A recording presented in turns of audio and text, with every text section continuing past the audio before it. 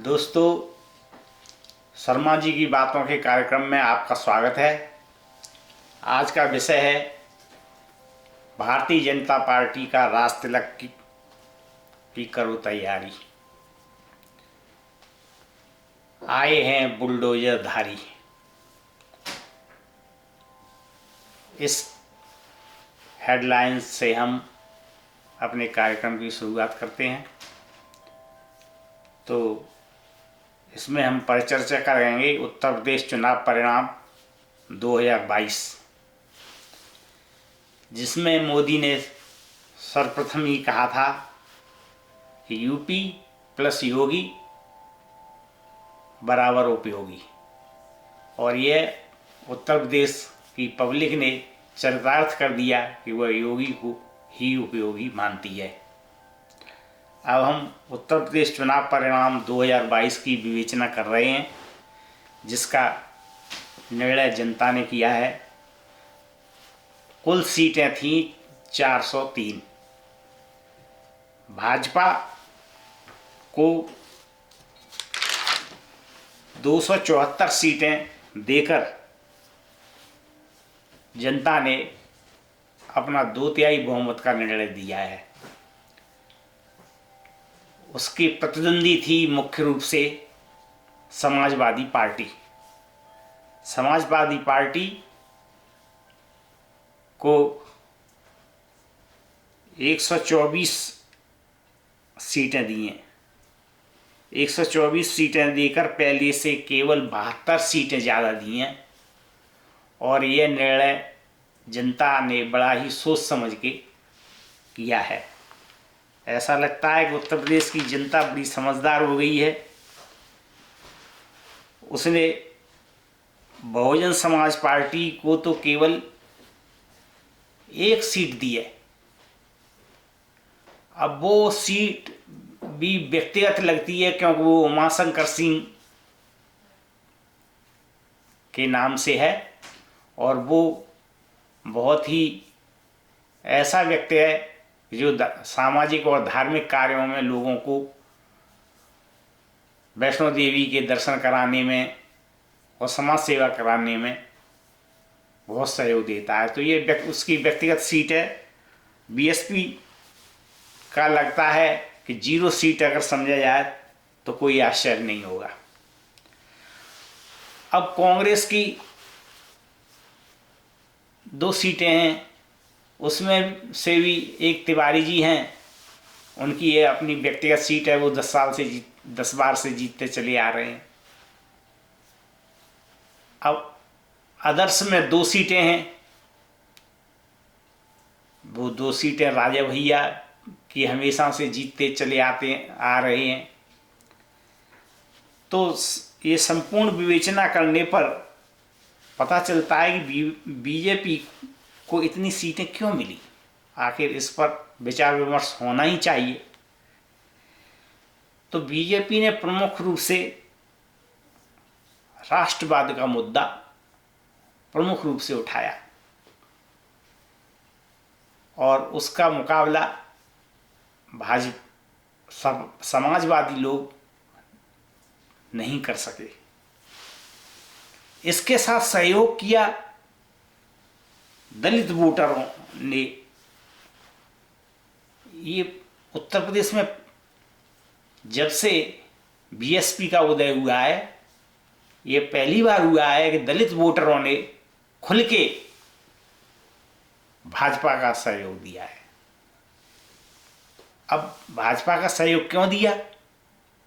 क्योंकि उन्हें मालूम था समाजवादी अगर आ जाते तो उन पर अपनी दमन नीति का चक्र चलाते, और जबकि भाजपा के द्वारा उनकी नीतियों से उनका संपूर्ण विकास होने जा रहा था, जिसमें उनको अनाज मिलना, शौचालय मिलना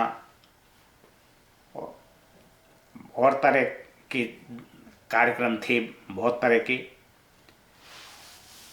तीसरे नंबर सबसे बड़ा महिलाओं ने योगदान दिया। कहते हैं पहली बार महिलाएं जो है साइलेंट वोटर के रूप में उभर के आई। उन्होंने किसी से कुछ नहीं कहा और अतः अपना स्वतः ही डिसीजन लिया कि हमें महिला सुरक्षा चाहिए और वो महिला सुरक्षा केवल योगी के ही शासन में मिल सकती है और किसी के शासन में नहीं। और वो उनका कहना भी है, अगर हमारी सुरक्षा होगी तो हमारा विकास होगा, हम शिक्षा में अपने अध्ययन के लिए निश्चिंत रूप से कहीं भी जा सकेंगे। योगी ने विकास के काम बहुत किए, बुनियादी ढांचा डेवलप किया, दंगा मुक्त शासन दिया, लेकिन अखिलेश के तमंचाधारी इस बात को समझ नहीं पाए और एक तरह से उन्होंने आप ही अपनी आत्महत्या कर ली।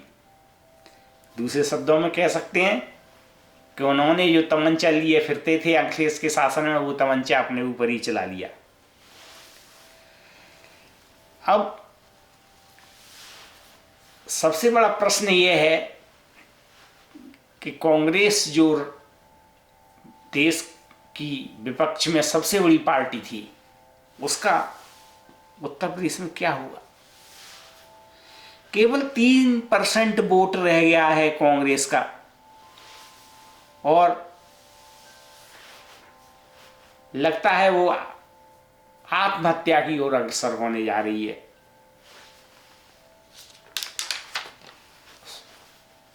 जो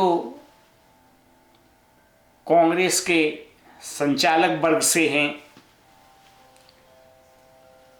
वो पूर्णतः कांग्रेस की नीतियों को उत्तर प्रदेश में विस्तारित करने में फेल हो चुके हैं। वो ऐसा नारा लगाती हैं कि लड़की हूं, लड़ सकती हूं। अरे लड़की को लड़ना तो हमारे यहाँ सांस्कृतिक रूप से कभी प्रोत्साहित नहीं किया गया। ऐसी लड़ने वाली लड़की को कौन बहू अपना बनाने को चाहेगा? अतः महिला समाज से लेकर पुरुष वर्ग ने भी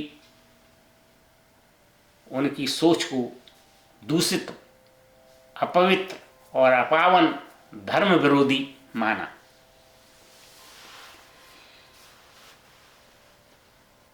सबसे बड़ी बात यह है कि मोदी योगी फैक्टर इस चुनाव में साफ ही दिखाई दे रहा है।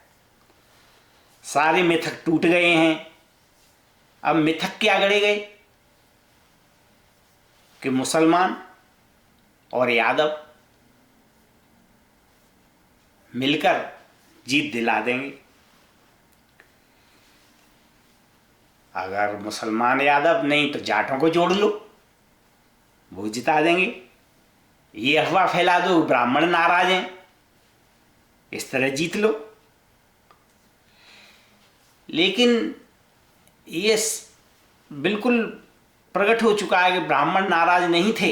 इन्होंने अफवाह फैलाई समाज को भ्रमित करने के लिए। अतः हम कह सकते हैं कि जो चुनाव परिणाम यूपी में आया है उसके man of series Narendra Modi थे। लूजर दोनों भाई बहन कांग्रेस के थे। एक सबसे बड़ी बात सामने आई है कि फ्रॉड सेकुलर वादियों ने एक नैरेटिव गढ़ा जो कि ध्वस्त हो गया। और वह नैरेटिव गढ़ने में सफल क्यों हो रहे थे? क्यों कह रहे थे 19% अल्पसंख्यक हैं और किसान आंदोलन है, अतः इसका भय फैलाकर हम चुनाव जीत जाएंगे। लेकिन ये उनका सोच बिल्कुल गलत निकला और साइलेंट वोटरों ने ये दिखा दिया कि हम वास्तविक जो धरातल पर बीजेपी की योजनाएं थीं उनसे प्रभावित हैं और अड़ग नहीं होंगे। अतः उसका ये परिणाम सामने आया। अब चलते हैं पंजाब चुनाव परिणाम 2022 की तरफ। पंजाब में कुल सीटें 117,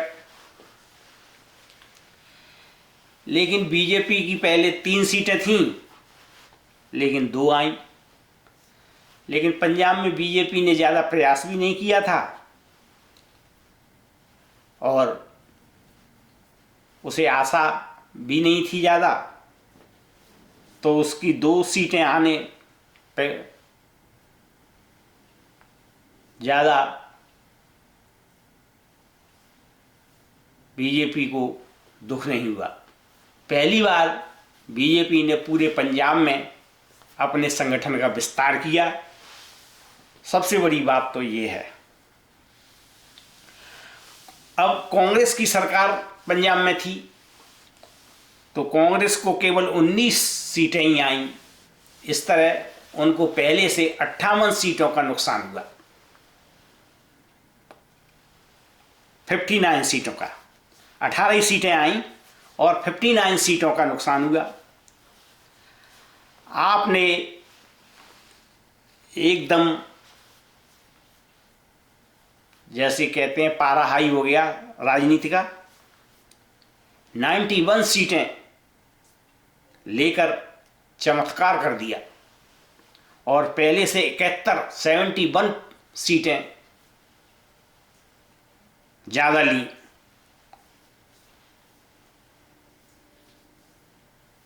लेकिन अब तो 92 हो गई हैं और 72 सीटें ज़्यादा ले ली। इस तरह वहाँ आपकी ही सरकार बनेगी। ये केजरीवाल के संगठन का प्रभाव था जो कि परिलक्षित हुआ चुनाव परिणाम में। अकालियों ने अपने भ्रष्टाचार से अपनी दुर्गति करा ली और उनको 4 सीटें ही मिली, जिससे उन्हें पिछली बार 11 सीटों का नुकसान हुआ। अब उत्तराखंड चुनाव परिणाम 2022 का अवलोकन करते हैं।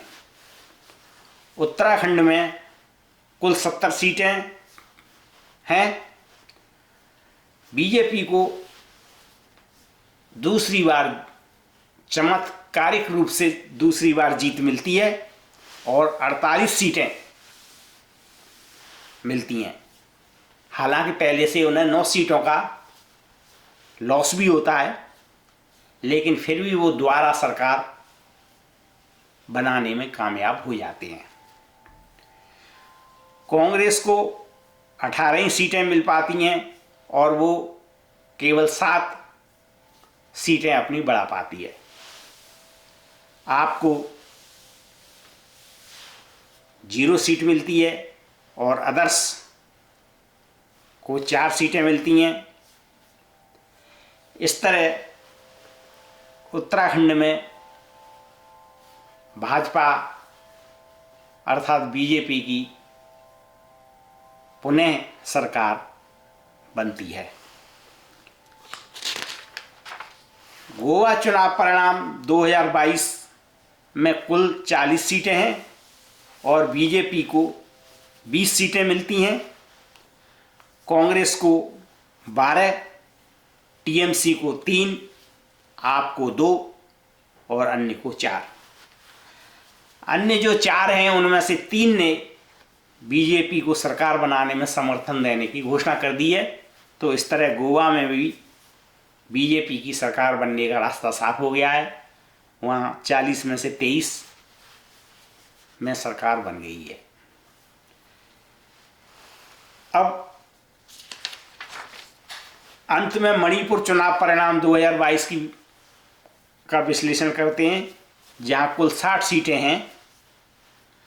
पहली बार मणिपुर चुनाव में भाजपा ने बड़ा ही चमत्कार किया है। उसने 32 सीटें लाकर ये दिखा दिया है कि वो हर भारत के हर कोने में अपनी संगठन का विस्तार कर रही है और अपना सरकार बना रही है।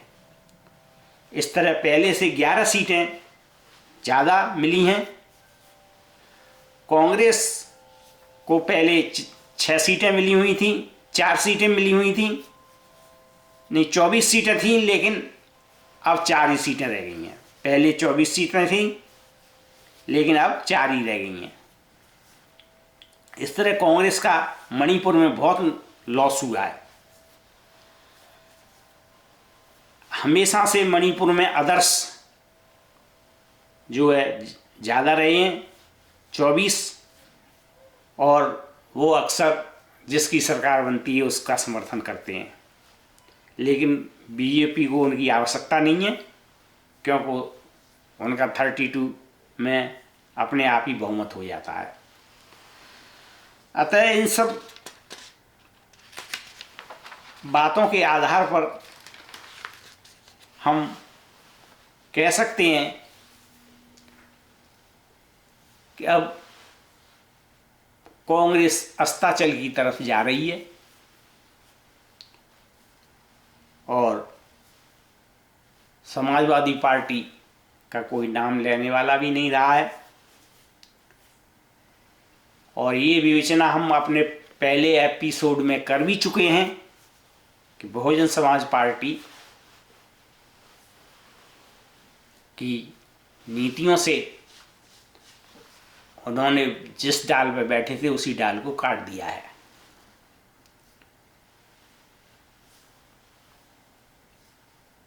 इस तरह से जो परिणाम जनता ने दिखाए हैं वो बिल्कुल सटीक हैं। और अब आपको समझ में आ गया होगा कि ये किन कारणों से ये परिणाम आए। अब अंत में हम अपने कार्यक्रम को समाप्त करते हैं। अगर कार्यक्रम अच्छा लगे तो लाइक करें, सब्सक्राइब करें और कमेंट करें। धन्यवाद।